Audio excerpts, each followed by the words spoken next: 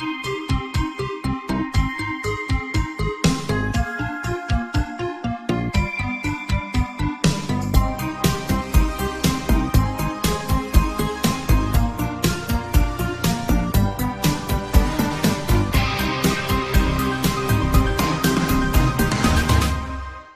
school bus at night, one should be a fright.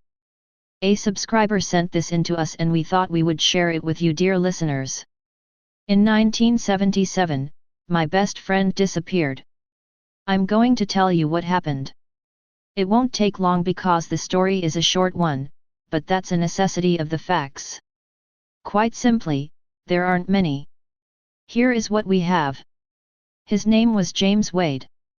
He was 13 years old. One night, he went to bed and the next morning, he wasn't there. The front door was open and James was gone. The house, as far as anyone could tell, hadn't been broken into and there were no signs of a disturbance. James wasn't a troubled child and his parents were decent, loving, and hard-working. They all lived together in a nice middle-class neighborhood in the suburbs. No one ever saw him again. The police had no leads, no clues, and no suspects. The story pretty much starts and ends there. Pretty much. But not quite. James disappeared on Wednesday night. I saw him in school earlier that day and he told me that, the previous night, something had woken him up in the early hours of the morning. Exactly what, he couldn't say. It was late November and when he'd gone to bed the wind had been shrieking with a vengeance, but when he woke up, everything was deathly still. Maybe the sudden quiet woke him. Sleep is strange like that. Whatever, when he did wake, he woke with a crawling sense of dread, like he'd just surfaced from a nightmare and, as he lay there with his heart pounding in his chest and the silence pounding in his ears, he heard something. Faint at first. The low, heavy growl of big diesel engine. Somewhere close and getting closer. Then, as it approached his house, he heard a second noise. It took him a moment to realize it was a horn. Beeping gently like someone taking care not to wake the whole street, tapping out a friendly rhythm, a kind of toot toot toot toot, but it was a horrible noise, James said, tortured and unnatural, like the honking of a dying goose. He crept to the window and looked outside.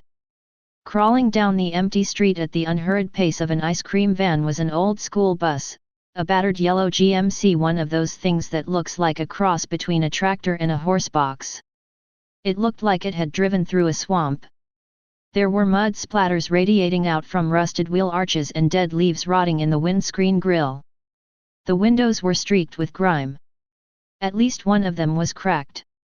Some of the body panels had been replaced and the bodywork was a patchwork of yellow shades, adorned with black lettering that was peeling away, hanging off the sides of the bus like shreds of torn skin. James didn't switch on the bedroom light and he didn't open the curtains, he just kind of peered through a crack between the drapes. But when he did, the bus rolled to a stop. It stood there for a few moments, idling in the center of the road. Then, its headlights flashed. By now, James' skin was crawling in terror. Seeing an old school bus on a quiet residential backstreet in the early hours of the morning was a strange sight, but it shouldn't have been one that inspired blind terror. But it did. James could sense that something was very wrong. He dived back into bed and pulled the sheets over his head.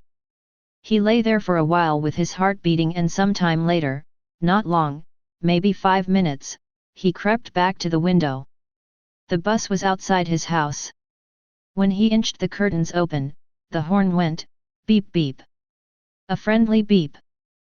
Come on, it's time to go beep. James went back to bed and this time he stayed there. The horn honked a few more times.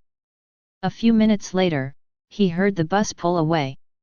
On Wednesday morning, when I saw him in school, James had black bags under bloodshot eyes. He claimed he hadn't slept a wink. He was clearly distressed. I made a mistake, he kept telling me. I shouldn't have looked, he kept saying. It doesn't mean anything, I told him. It's just a bus. But nothing I said seemed to reassure him. I shouldn't have looked, he kept saying.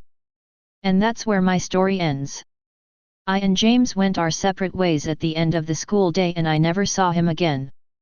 That's it, no big reveal, no explanation, no twist, no climax, nothing.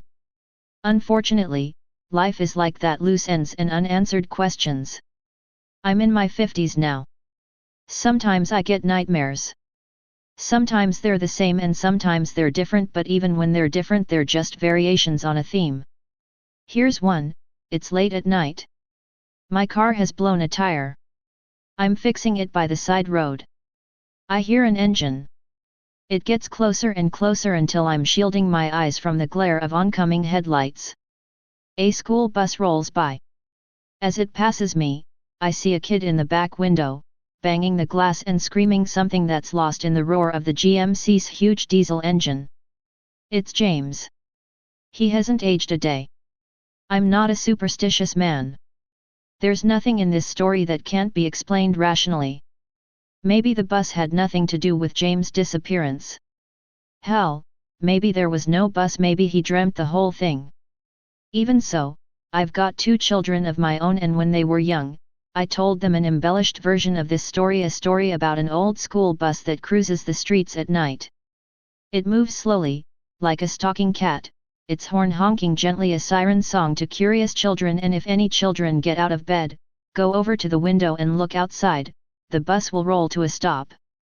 The next time they look out of the window, it will be parked outside their house. Soon after that, maybe even the same night, that child will disappear without a trace. I told them that sometimes you can see the bus during the day. But during the day, it can't hurt you. During the day it just travels from town to town. Sometimes adults see it too. It can't hurt adults. Or maybe it can, it just doesn't want them.